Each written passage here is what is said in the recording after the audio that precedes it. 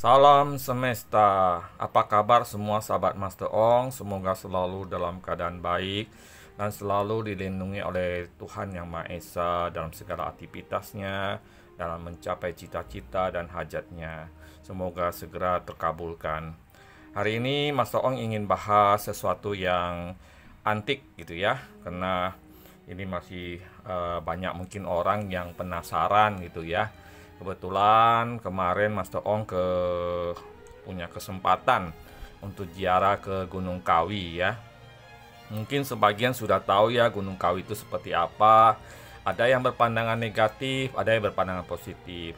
Tapi ketika Master Ong sampai di sana untuk pertama kalinya, lumayan amazing ya, karena ternyata Gunung Kawi itu sangat luas, sangat besar sekali tempatnya. Ya, di sana lengkap dengan penginapan, kemudian ada toko-toko, ya, dan juga tempatnya bersih dan bagus. Dan memang sekarang sudah menjadi daerah wisata ya, khususnya untuk daerah Malang. Nah, Gunung Kawi memang dari dulu kan orang selalu isukan bahwa Gunung Kawi itu adalah tempat persugihan, ya, tempat untuk mencari kekayaan secara instan. Tapi sebenarnya Gunung Kawi juga ada dua tempat ya. Yang pertama adalah Pesarean Gunung Kawi dan yang kedua adalah Keraton Gunung Kawi. Itu sebenarnya tempatnya yang berbeda ya. Jadi di satu sisi gunung yang berbeda ya. Jadi energi maupun hal-hal yang berkaitan dengan tempat itu juga berbeda gitu. Nah, Mas Ong mengunjungi kedua tempat tersebut ya, mulai dari Pesarean Gunung Kawi, di mana di situ terdapat makam Eyang Raden Mas Sujono dan Eyang Jogo ya. Nah, ini kedua tokoh ini sangat terkenal ya, terutama Eyang Jogo juga sebenarnya Mas Ong banyak sekali berkunjung ke kelenteng, itu ada petilasannya atau tempat peringatan untuk Eyang Jogo ya. Dan kita tahu bahwa memang Eyang Jogo selalu dikenal sebagai, ya mungkin orang-orang ada yang berpikiran dengan istilahnya berdoa kepada Eyang Jogo bisa mendatangkan istilahnya rejeki dan sebagainya ya. Itu kan kepercayaan masing-masing orang. Nah, Mas Ong hari ini ingin membahas sesuatu yang Mas Ong dapat juga ketika berkunjung ke Gunung Kawi ya. Waktu itu memang Mas Ong sudah sampai, itu udah malam ya, dan terpaksa menginap satu malam di sana. Setelah sembayang di Wihara Kuan Im ya, di sana juga ada Wihara Kuan Im ya. Dan ini salah satu wihara yang dianggap punya tuah ya, punya tuah untuk kerejekian juga. Dan memang unik ya, karena yang mengurus kelenteng tersebut adalah orang setempat ya, orang Jawa ya, dengan pakaian Jawa dan sebagainya ya. Di situ juga ada tempat jamsi ya, tempat jamsi yaitu untuk apa istilahnya, nanya nasib ya. Nah, kemudian pada pagi harinya Master Ong melakukan ziarah ke makam Eyang Sujono dan Eyang Jogo ya. Itu adanya di puncak ya, di paling atas. Itu ada satu tempat kayak pendopo. Di sana ada makamnya. Dan di samping tempat itu juga ada pohon Dewan Daru yang sangat terkenal, yang konon katanya kalau kita meditasi di situ, kemudian daunnya jatuh ke tangan kita, maka kita akan mendapatkan rezeki yang luar biasa. Nah, bagaimana tata cara kita berziarah ke kedua makam keramat ini ya? Kita harus beli dulu bunga ya. Kita harus beli dulu bunga yang lengkap ya. Dan itu sudah ada yang jual di sana. Nah, ada pedagang yang jual di sana, itu bunganya udah lengkap sama menyan dan sebagainya ya, dan harganya juga cukup murah gitu ya. Dan kemudian kita naik ke atas, berkunjung ke Pesarean ya, dan kita berikan bunga persembahan itu kepada orang yang atau kuncen lah ya, juru kunci yang ada di sana, dan beliau kemudian akan menaburkan bunga tersebut di makam Eyang Sujono dan Eyang Jogo ya. Nah, setelah ditaburkan, maka dia juga membakar menyan yang kita berikan, dan dia setelah doa-doa, maka dia akan memberikan satu paket gitu ya, satu paket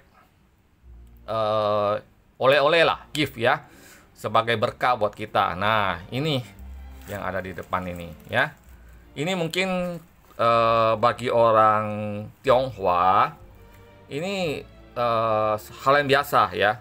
Dari dulu Mas Ong juga suka bertanya-tanya tuh isinya apa dulu ya, waktu kecil dulu ya, karena ada beberapa orang yang habis pulang dari Gunung Kawi, mereka bawa ini nih ya. Ada yang kantongnya kuning, ada yang kantongnya merah. Nah, kantong ini bisa dibeli ya, karena kita diberikan oleh juru kunci itu bukan beserta kantongnya. Kantong kita beli ya, paling sekitar 5.000 ya. Jadi kalau kantong yang warna merah biasa dipakai untuk digantung di atas pintu, sedangkan yang warna kuning ini ditaruh di altar ya, kalau kita punya altar di rumah. Nah, pastikan banyak juga sahabat Mas Ong yang penasaran nih ya. Ya, isinya apa sih yang diberikan ini? Ya, sehingga kesannya itu banyak orang yang menganggap ini jangan-jangan persugihan ya. Jangan-jangan minta tumbal dan sebagainya. Ya, Mas Ong sebagai seorang spiritualis yang bisa merasakan energi, justru tidak merasakan energi-energi yang negatif di daerah pesarian Gunung Kawi ya. Ketika kita ziarah pun juga energinya sangat positif. Jadi kembali lagi nih kepada niat orang yang berziarah ya. Dimanapun kalau misalnya ziarahnya kita niatnya buruk, ya pasti kita akan bertemu dengan energi-energi yang buruk juga. Demikian juga kalau kita berziarah dengan tujuan yang baik, tujuan yang normal gitu ya, menghargai para leluhur, ya mungkin lain lagi ceritanya ya. Nah, pastikan sahabat Mas Ong penasaran nih ya. Ini isinya apa ya Mas Ong ya? Ini kan di sini juga dijelas ditulis tempat kembang dari pesarian Gunung Kawi. Nah, tadi Mas Ong sekilas sudah jelaskan bahwa ketika kita memberikan persembahan bunga, bunga ditaburkan di atas makam kedua eyang itu, dan kemudian diberikan kembalian ya, hasilnya pemberian dari kuncen ya, itu adalah bunga-bunga ya. Jadi ini Mas Ong buka saja ya.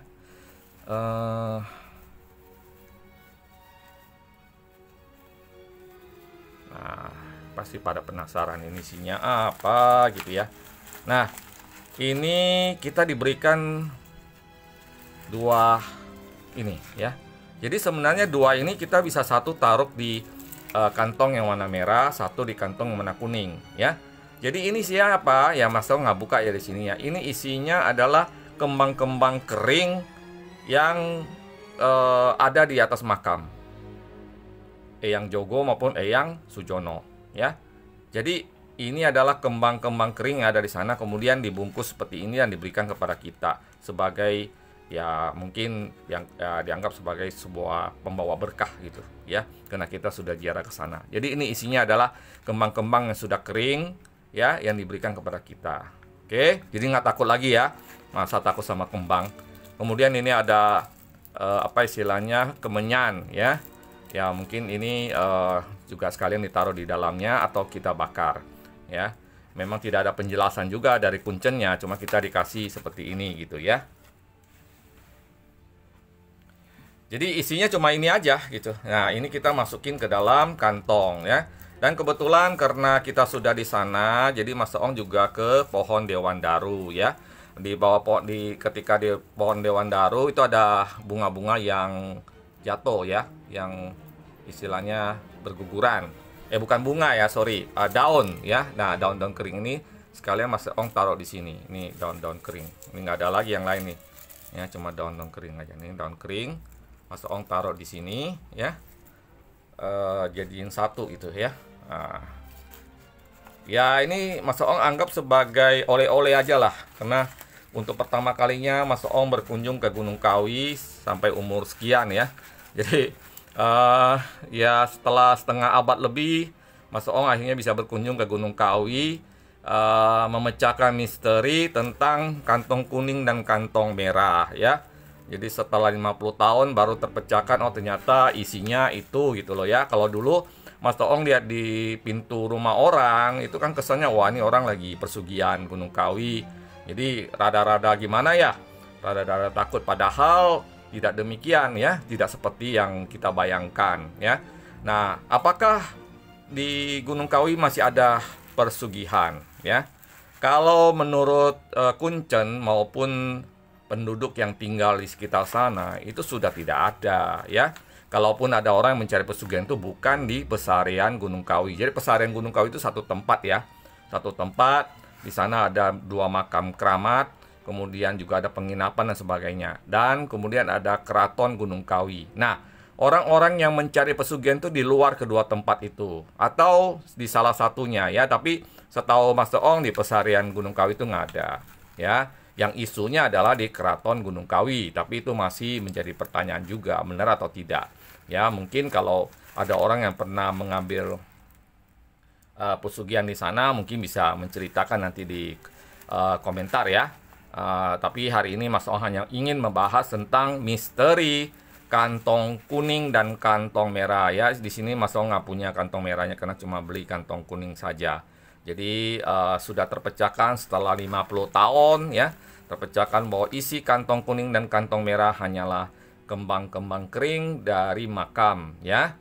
Dan juga menyan ya. Jadi sudah tidak perlu gimana-gimana ya. Tidak perlu takut atau gimana-gimana. Oke, mungkin ini pembahasan hari ini tentang misteri kantong merah dan kantong kuning Gunung Kawi ya. Jadi mungkin selain hal-hal mistik ya, Gunung Kawi itu sangat indah ya. Sudah itu dingin dan tempatnya sangat indah. Jadi kalau sahabat Mas Toong ada berkesempatan ke daerah Malang, coba berkunjung berwisata ke Gunung Kawi ya. Tidak perlu takut karena tidak ada apa-apa di sana ya. Di sana ada tempat ibadah untuk agama Buddha, untuk ada masjid, ada pura, ada gereja dan lain-lain ya.